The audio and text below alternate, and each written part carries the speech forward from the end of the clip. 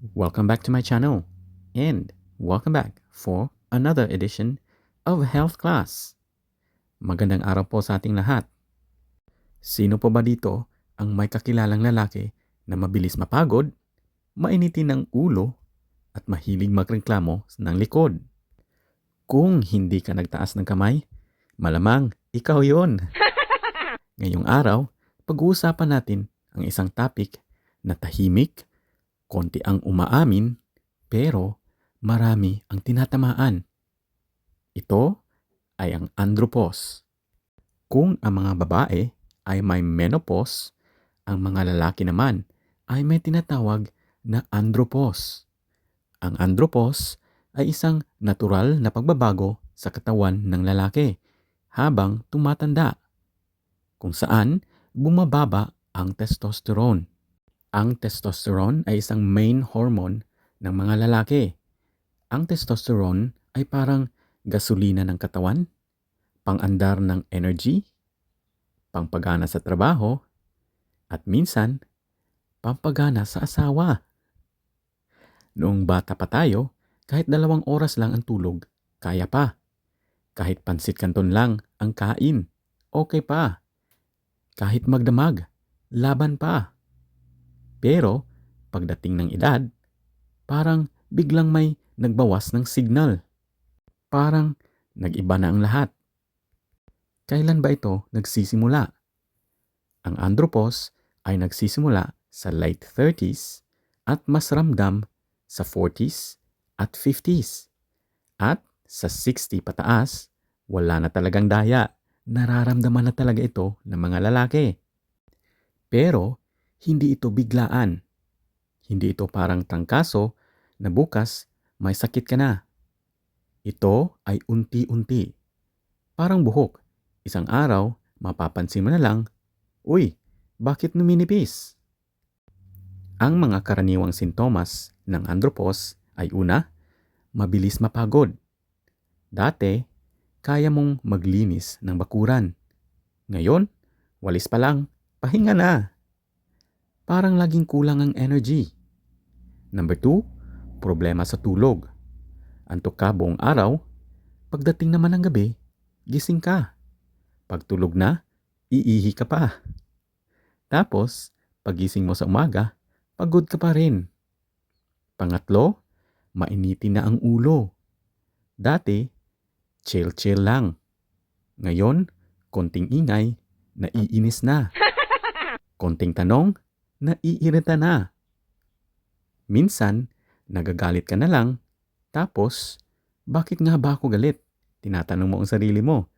At hindi mo rin alam ang sagot sa tanong mo. Pang-apat, makakalimutin na. Papasok ka sa kwarto, biglang, bakit nga ba ako nandito? Makakalimutan ang susi, cellphone, minsan, pati pangalan ng kakilala. Pero tandaan, hindi ka nagiging bobo. Hormones lang yan. Panglima, lumalaki ang tiyan. Lumiliit ang muscles. Dati, kahit kanin lang, payat. Ngayon, tubig lang, tumataba. Parang ang bilis ng tiyan. Tapos, ang bagal ng muscle. Pang-anim, pagbabago sa sex drive. Ito ang pinakasensitibo. Bumababa ang gana, mas matagal mag-respond. Minsan, hindi cooperative si Junior. At uulitin ko po, normal ito. Hindi ka nag-iisa. Hindi ka less na lalaki. Pero bakit nga ba nangyayari ito? 3 dahilan lang. Una, edad. Tumatanda tayo. Hindi tayo immortal. Pangalawa, stress. Stress sa trabaho, pamilya, bayarin, mga balita, at kung ano-ano pa. Pangatlo, lifestyle. Kulang sa tulog, kain kahit ano, at walang galaw-galaw, walang exercise. Ang stress po, parang magnanakaw ng testosterone. Habang mas stressed ka, mas nababawasan ang lakas mo dahil nababawasan din ang level ng testosterone sa katawan. Paano ba malalaman ng isang lalaki kung may andropause na siya? Hindi ito hula-hulaan lamang. Dalawang basihan. Una, sintomas. Ano ang nararamdaman? Pangalawa, blood tests para masukat ang level ng testosterone. Kaya, huwag basta uminom ng kung ano-anong supplements, pampalakas na hindi naman sigurado at hindi safe. Dahil baka imbes na tumulong, sumama ka pa. Ano ang pwedeng gawin? Ito ang magandang balita. May magagawa tayo. Una, ayusin ang kain. Bawasan ang sobrang asukal. Iwas sa puro processed food. At kumain ng gulay, protina, at isda. Hindi kailangang mag-diet na pang-artista. Konting disiplina lang, pwede na. Pangalawa, gumalaw-galaw, exercise, kagaya na lamang ng pag-walking, light exercises, at kahit stretching. Pwede na. Hindi kailangang mag-gym agad. Ang mahalaga, huwag laging upo. Pangatlo, matulog ng tama. Ayusin ang oras ng tulog. Bawasan ang cellphone sa gabi. Ang tulog ay libre pero napakahalaga. Pang-apat, bawasan ang stress. Hindi lahat ng problema kailangan ng solusyon ngayon. Minsan, pahinga lang ang kailangan. Tumawa, magkwentuhan at mag-relax. At panglima, kumonsulta sa doktor.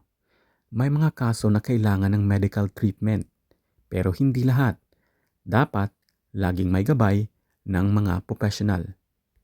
Meron namang mga myth o mga maling paniniwala about andropause. Una, wala namang andropause. Tinatamad lang yan. Hindi po. Totoong kondisyon po ang andropause sa mga lalaki. Pag may andropause, tapos na? Hindi rin yan totoo. Bagong chapter lang ng buhay ng mga lalaki. Nakakahiya pag-usapan. Mas nakakahiya ang hindi inaalagaan ang sarili. Ang andropause ay ang bagong yugto ng buhay ng mga lalaki. Ang andropause ay hindi katapusan. Ito ay paalala na alagaan ang sarili. Pagkakataon na mas maging healthy. Bagong yugto ng mas mature na lakas. Hindi lakas ng pagbubuhat, kundi lakas ng isip at diskarte. Sa mga asawa, anak at kaibigan, unawain natin ang mga lalaki na nagkaka-andropause. Huwag agad husgahan. Malaking tulong ang suporta. Minsan, hindi sila suplado, pagod lang talaga. Sa huli, tandaan natin, ang andropause ay normal, ito ay hindi dapat ikakahiya, at ito ay kayang harapin. Thank you for watching. I shall see you again on my next health class. Stay safe and be healthy.